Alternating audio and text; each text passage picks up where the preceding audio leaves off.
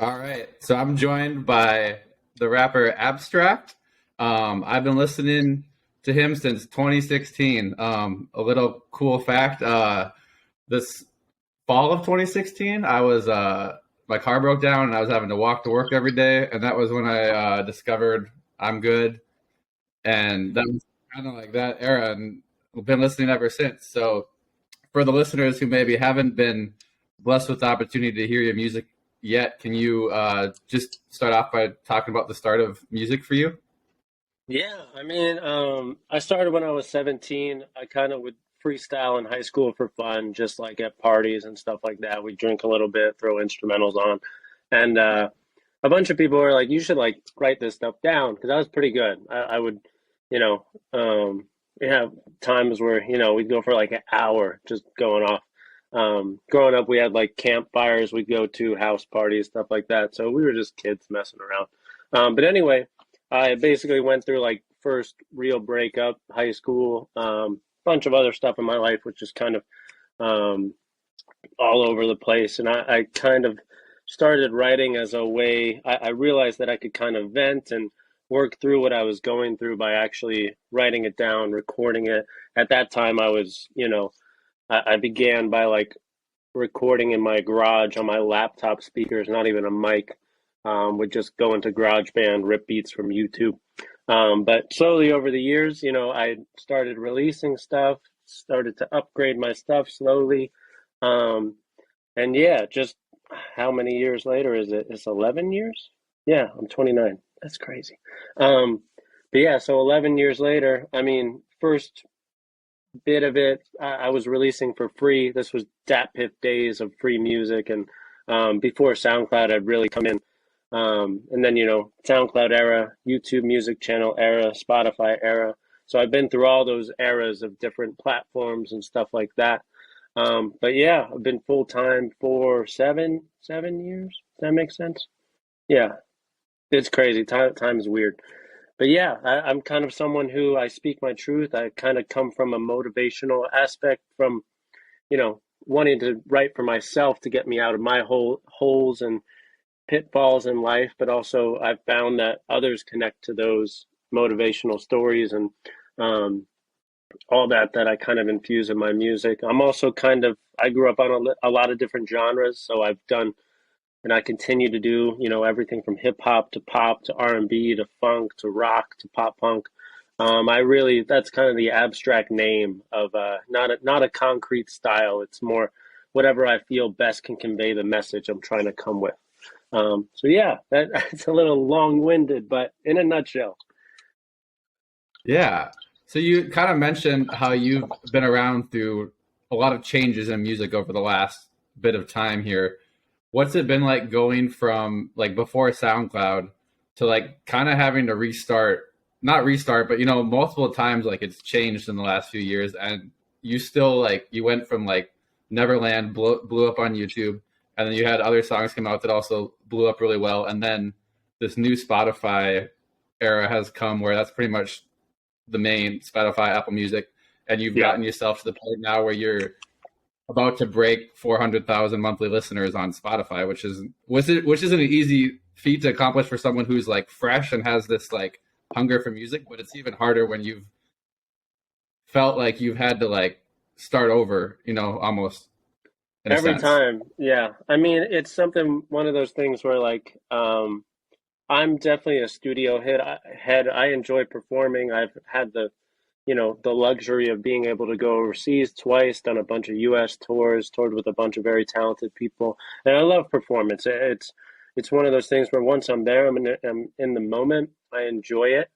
And there's kind of something that you flick a switch when adrenaline kicks in and kind of life puts you in the mindset you need to be in. And I love performing once I'm there. The thought of it scares the hell out of me.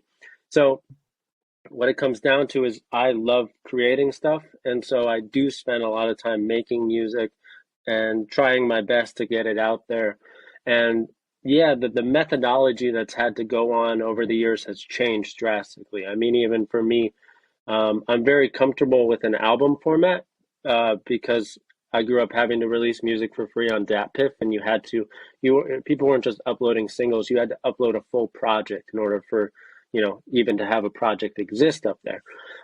So I came into the game having to learn how to make albums, and I'm very comfortable in that world. But over the years, it has shifted into, because of streaming and stuff like that. It's very single oriented. It's very much, you get a release radar weekly. You can only choose, even if you drop an album, you can only choose one for Spotify to actually push out to not everyone, but a percentage, which is frustrating. But such as we're at the mercy of these platforms. But it is what it is. But I think a big thing, yeah, has been that change of, I went through the eras of blogs and when all that stuff was very prevalent, and then the YouTube music channels were a thing. And both of those things are there's still people doing it, but it doesn't have the traction it used to have. I feel like COVID, people know how COVID affected everyone, but it also fast tracked a lot of change. I think I even look at social media now. And I talk about this all the time, but it used to feel like your efforts were compounding. Like the more you did, you can increase your following, the more people see what you're doing, and it would compound. Nowadays, with the way Instagram and TikTok are looking at it, every time you drop a piece of content, it's a gamble. It's like you're brand new every time you make a post, and if people don't engage, then your engagement's going to drop, and your next couple posts are going to suffer. And it's just a very strange time where I feel like we all did all this work and years of stacking up content and relationships. And then, it's like compounding efforts where you had more people to push it out to, and then it's growing. And then this happened, and it's like, well, your last effort doesn't matter. What is your effort right now, this second? Which has been a strange thing to kind of, I still haven't found my footing fully in that. Luckily, I have my community, and I've seen my most growth in the last 2 years on Spotify, from a follower standpoint. But social media is it's a little wonky these days. I don't even think social media knows what they're doing with their algorithms. They're just throwing things at the wall and going, hopefully this works, and then the public gets mad and they're like, all right, we're going to roll that back. No one really knows what's going on. So it really comes down to, what can you control? The creative aspect. I can control what I create. I can control the visuals. I can control how it's presented, and that's all I can really. I worry about the other stuff, but at the end of the day, my good buddy Dylan said this to me the other day, and I know this, but it's hard to internalize that. Like, you have to focus on what you can control. That's really it. Yeah, funny story. So I had listened to Dylan Reese before, but until you mentioned that he was coming to visit you, I like went back and listened to his music, and then I was like just going through like my Instagram, and he had like this photo of me from like 2015, and it was just so funny because it was just like a random artist. I was at I don't know if you know who Mike Stud is. I was at a Mike Stud show, and he had liked my photo, and I was like, that's so funny how the world works. And now I like listen to this guy, and he's putting out good stuff all the time. But full circle. It was kind of funny. That's wild. Big circle.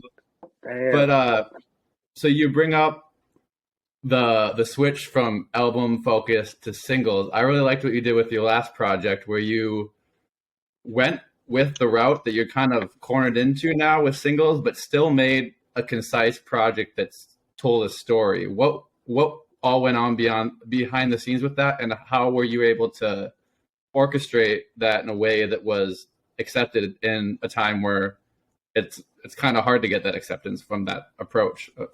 It's definitely, I think albums are my bread and butter, just because some people might not know, but I put out like 14 mixtapes, maybe. I think 14 mixtapes for free when I was coming up in the beginning. So I got used to making a project. I love the idea of, I like making things that can stand alone, but I like when it all feeds into a broader picture. I think that's where real, my favorite artists made albums like that. So that's what I always aspired to, whether it was Billy Joel, Bob Dylan, Kid Cudi, stuff like that. I always looked at those guys and I was like, I love this individual song, but when I listen to it in the context of the evolution that goes on in the broader project, I love that experience. So And also for me, I create, especially with albums, very chronologically. I go through these situations and, little life evolutions, and I like to kind of chronicle how they come about, step by step. And it's like this particular chapter can stand by itself, but the weird thing that it took people, and still people who are just finding me tend to struggle with, unless they listen to the full album, sometimes they're a little lost. But the way I explain it is like, yeah, if you read one chapter of a book, just open the book willy-nilly to a random chapter, read that, yeah, you wouldn't know what the hell's going on. And I think overall, a lot of my stuff does stand well on its own. But with albums, you can kind of get away with being more experimental, making these, you know, tracks that connect to other tracks that stand well alone. Maybe that one doesn't stand as well alone, but in the broader scope, it connects them that much better. So I just released this song last night. Yeah, what is it, Friday? Yeah, so I released the song Hold Your Breath, and it's conceptual, it's experimental, it's definitely something you would normally find on one of my albums, but I was just like, let me put this out, let me give it a home. Um, and people are really enjoying it, but it's one of those where it's like it's more conceptual, it's not really that big pop. I know what a single sounds like. I know what legitimate single should sound like. I just did that song, Close Your Eyes, that I think has massive potential. But there's songs Yeah. like Hit the Exit that I did recently or Hold Your Breath where I know it's not a hit, but I think people will really enjoy it. It's something that normally would end up on one of my albums, but it's like, let's let it be a single. I kind of went on tangents there, but I hope I kind of No, explained. Yeah, yeah. yeah, yeah. Yeah, and I think what I like about the singles you've been putting out this year is kind of what, like you touched on earlier, how your music, whether depending on the album or even the songs themselves, they dip into so many different genres. And with the way you've released the start of this year, you're probably getting close to double digit songs already this year, and we're not even to March yet. But like each of that, like there's something for everyone. Like you had hit the exit was more like a rap song. You had Close Your Eyes, which is a little bit softer, more, I don't know if I want to say poppy, but kind of like the poppy like area where it could like potentially like if it got traction, could be like a song on the radio and people would listen to it type of thing. And there's like, or Act My Age is a little bit more of the alternative style. Like everything there's like goes into the different pockets that you do, so that there's something for everyone, even though it's not an album necessarily. Yeah, exactly. That's kind of what I wanted to do this year, especially I kind of set up, for people who don't know, I recently did my album No More Hope for the Hopeless, which kind of, I grew up on pop punk, alt rock. It was the first genre that I found that felt like mine. Even, starting out in hip hop, you can look at a lot of my lyrics and approaches to my concepts and see that. I'm not I'll have my occasional flex rap record, but even then, I'm still talking about my real life and stuff I'm actually doing and stuff I'm actually, I'm not lying in my flex tracks. But overall, a lot of my lyrics, human condition and, the ups, the downs, and those artists and those bands that's the music that, you know, instilled that in me. So even though I was doing hip hop for years and started in that world, you can look at any of my lyrics and you can see, Good Charlotte influence. You can see Green Day influence. You can see Dashboard Confessional influence. Like it, I really, that stuff showed me how I could, you know, express myself, even if it was in in a different genre. So that's why with No More Hope, I kind of went back to my roots with that. Brought in a lot of friends who, I'd known over the years, and we just weren't on the same wavelength, or we were just creating different styles. So I was able to tap a lot of different people and bring them in. It's definitely, I see a lot of people, and no shade, a lot of people will employ, the people who are popping right now, or the cloud, or, get eyes on this. I really wanted to make something that was with my friends and just have fun, make great music. And I think that's the most punk approach you could take to an album is to say, I'm not going to commercialize the hell out of this and put some crazy features just to get some views. I think that's one of the most punk things about my album. I put it out without a big distributor. I put it out through DistroKid. I put it out with my friends. I held down most of the song myself. There's a couple features on there, but nothing massive. I thought that was the most punk way to approach a punk pop album is 100% not on a label, not with some crazy names, you know, and write it all myself. So that it was really for me, it made me excited to make music again. It was something like it. I've been at that point. I'd been rapping for 10 years, um, and I was like, let me go back to the beginning, kind of, and make something that that kid would be extremely proud of, and I still am today. I'm very very happy with how that came out. Yeah, I was so excited because honestly, I wasn't seeing the singles and then was scrolling through Instagram one day and saw like a reel you made for Crystallize, and I was like, oh my gosh, this is Abstract. Abstract's making music. Like I need to listen to this stuff. And that was like right when the album had come out, and I was like, I think for anybody that I think it's anyone can listen to it, but anybody in their late 20s, and we're at this point with music, and you kind of touch on it a lot in the album, where it's like we have these artists that are like our artists that are like good, and this is like what's our like. I'm thinking mostly like your song "Sellout" specifically, where you're talking about like Kanye, McCartney, and these different comparisons where like we're here in our age and everyone that's on TikTok is trying to push this agenda, but we're still like, we still want our artists to succeed and they're trying to do what they can, but still maintain them. I think you do a really good job of that, where you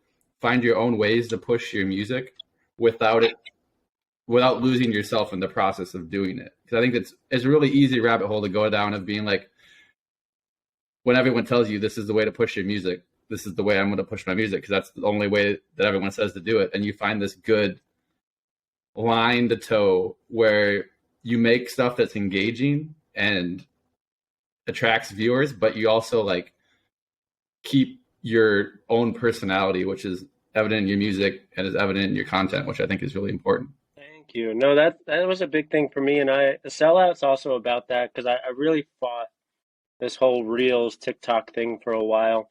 It's only when the duets really started popping off where I was like, okay, I can get with this because I can write my own lyrics, I can perform my own vocals, just infuse it into maybe a song that's popping right now or a particular artist, maybe cross brand a little bit. But at the end of the day, my artistry is still front and center.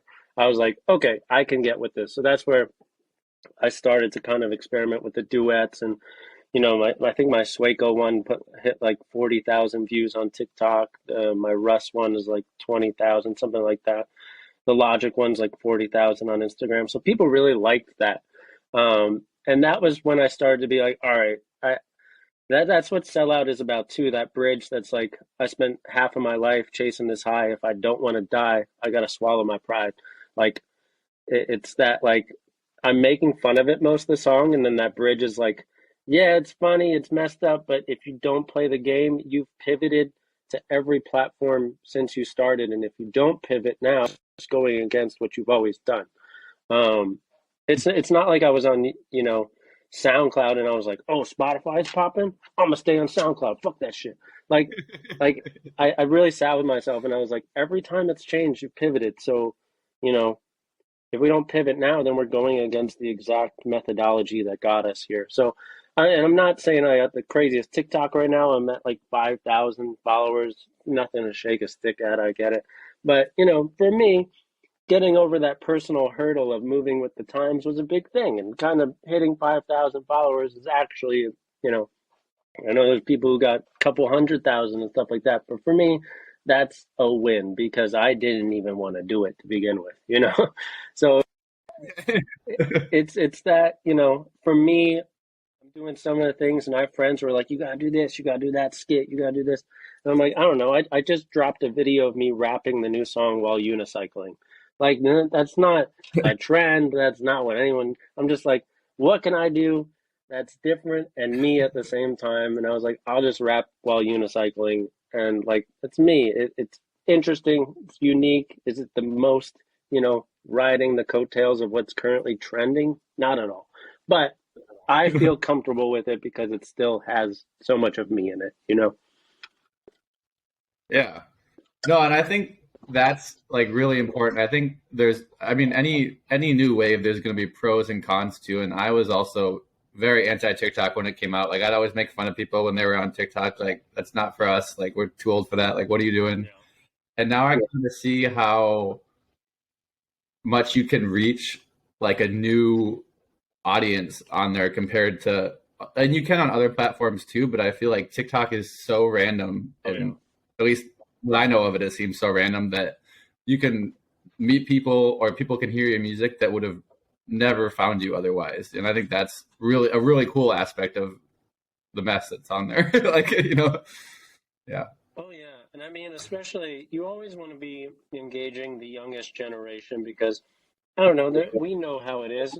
Even what I was talking about with No More Hope, like that music will stick with me forever because I heard it at a time in my life when I truly needed it. You know, that 11, 12, 13-year old, 10-year old, time, and you're very emotional.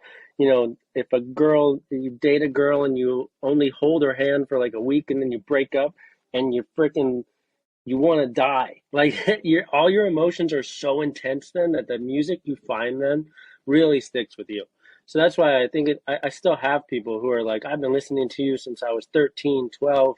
They're like 17, 18, 19, 20 now. And it's like that music sticks with them forever now because it was part of that time. So it's like if you want to reach that generation who's really going to feel it the hardest and hold on to it, you got to be on the platform that they're on, and I love my community. I love what I've created. I'm very thankful that I get to live off of what I love to do. Am I where I want to be yet? Not at all. But I know that getting on these platforms, it's not an and, it's it's not an or, it's an and. So it's like I have my community, but let's add these people as well. Let's try to bring in whoever we can, try to reach whoever we can. And if you're not playing on the platforms that they're on, then you're not going to. Yeah. Yeah, it's another aspect of your art that I find really engaging, at least for me, because I go through phases of like, I want to listen to this type of music, and then I want to listen to that, and then this. And throughout all your albums, like each of them, I think what's really remarkable is you don't really see albums that's like, this album's like that. Like, No More Hope for the Hopeless sounds completely different than anything else. And how do you pivot with each album and telling the story for that album and almost like they almost like each their own genre. I mean, some of them pivot in multiple ways, but like you know what I mean? Like there's you stick to like a genre a lot of times and it like that album is kind of like could almost be like abstract one, abstract two, like they could almost be from different artists. Oh What yeah. I mean, I think it really comes down here. Do we have a good connection? I lost you, I think. Oh, there we go. Um, I think what it comes down to, okay. especially with All like right. this I know world there's building something that popped up on my I've kind of done. Um, can you hear me? Yep. Okay, dope. I think what I've done with a lot of stuff is like the whole Moon 5-2 stuff. I've kind of infused this sci-fi world building thing since 2018 that everything kind of backdrops off of. So I kind of have this cohesive story that's kind of fun and sci-fi and explores a lot of things I love. I'm a huge J.R.R. Tolkien fan. I'm a huge George Lucas fan, all that stuff. And I love the idea of world building. So with that stuff, I was able to kind of take my life and juxtapose it in kind of this interesting investigation of it. So conceptually, they all work together because of the narrative that's been laid down.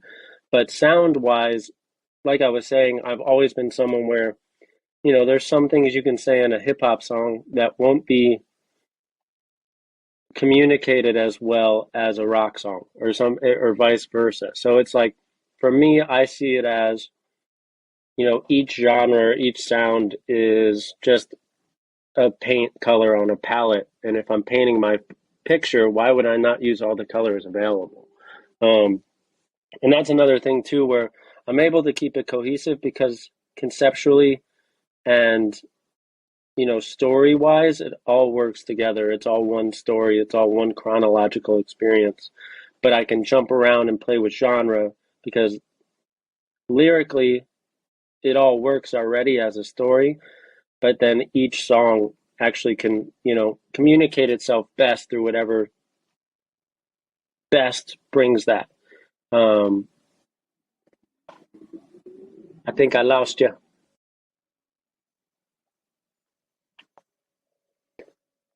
Oh no! Let me see. Da da da.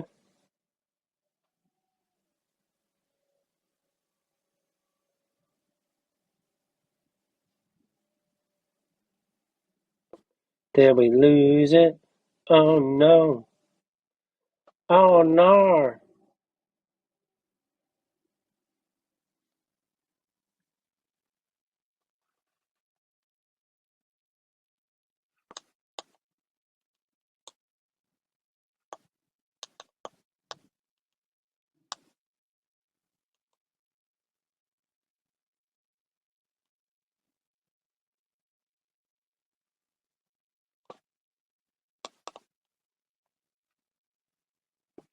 Let's see.